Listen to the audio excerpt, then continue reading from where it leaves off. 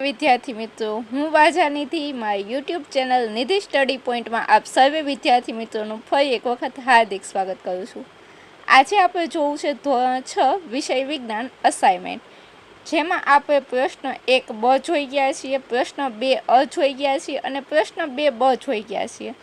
આજે આપણે જોવો છે પ્રશ્ન 2 ક.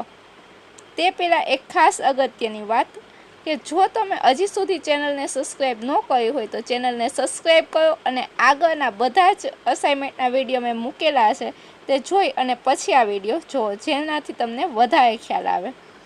જોઈએ પ્રશ્ન 2 ક. નીચેનાના બે ઉદાહરણ આપો. આપણે જોઈએ છીએ અસાઇનમેન્ટનો પ્રશ્ન 2 ક. આપણને કીધું છે કે નીચેનાના બે ઉદાહરણ આપો. સૌથી પહેલું આપણને આપ્યું છે નિવાસસ્થાનના જૈવિક ઘટકો. નિવાસસ્થાનના જૈવિક ઘટકો. તો જૈવિક ઘટકો એટલે શું? તો કે જે જીવ ધરાવતા હોય એવા ઘટકો, એટલે કે જે સજીવ હોય.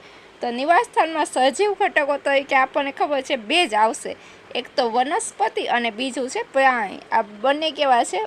સજીવ ઘટકો એટલે કે જૈવિક ઘટકો છે. જૈવિકની બદલે તમને જૈવ ઘટકો પણ આપી શકે અથવા તો સજીવ ઘટકો પણ કહી શકે. પ્રશ્નમાં તમને સજીવ ઘટકો કહે, જૈવ ઘટકો કહે કે પછી જૈવિક ઘટકો, બધામાં જવાબ શું આવશે? વનસ્પતિ અને પ્રાણી. ત્યારબાદ જોઈએ પ્રશ્ન 2 નિવાસસ્થાનના અજૈવિક ઘટકો. અજૈવિક ઘટકો એટલે કે કેવા? તો કે નિવાસસ્થાનમાં આવેલા પણ કેવા? નિર્જીવ ઘટકો, જેનામાં જીવ નથી એવા ઘટકો, એને આપણે અજૈવિક ઘટકો કહીએ છીએ. તો કે નિવાસસ્થાનમાં હવા છે, પાણી છે, માટી છે, સૂર્યપ્રકાશ છે, આ બધા કેવા છે? અજૈવિક ઘટકો છે.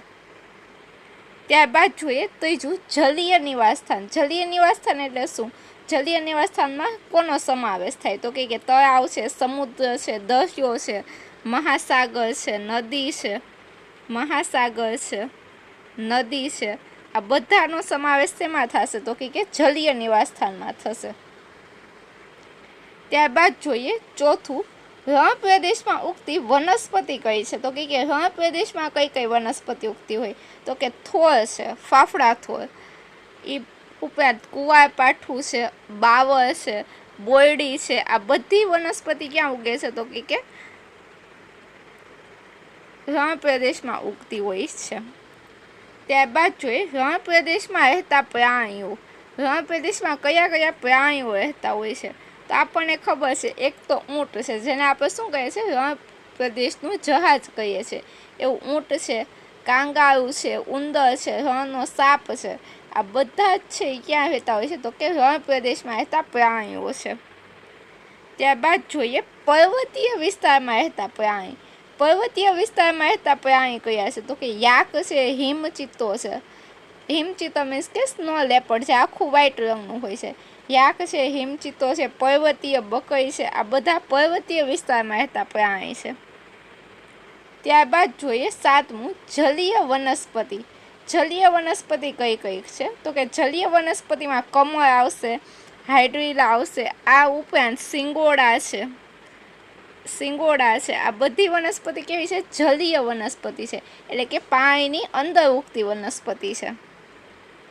ત્યારબાદ જોઈએ દરિયાઈ પ્રાણી. દરિયામાં રહેતા પ્રાણીઓ કયા છે? તો કે માછલી છે, કરચલો છે, ઓક્ટોપસ છે, આ બધા કેવા છે? દરિયાઈ પ્રાણી છે, જે આપણને દરિયાની અંદર જોવા મળતા હોય છે.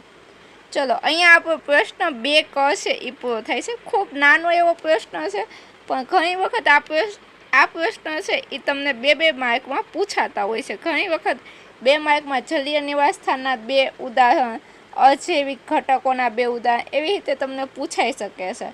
તો આ પ્રશ્ન પણ ખૂબ જ અગત્યનો હતો.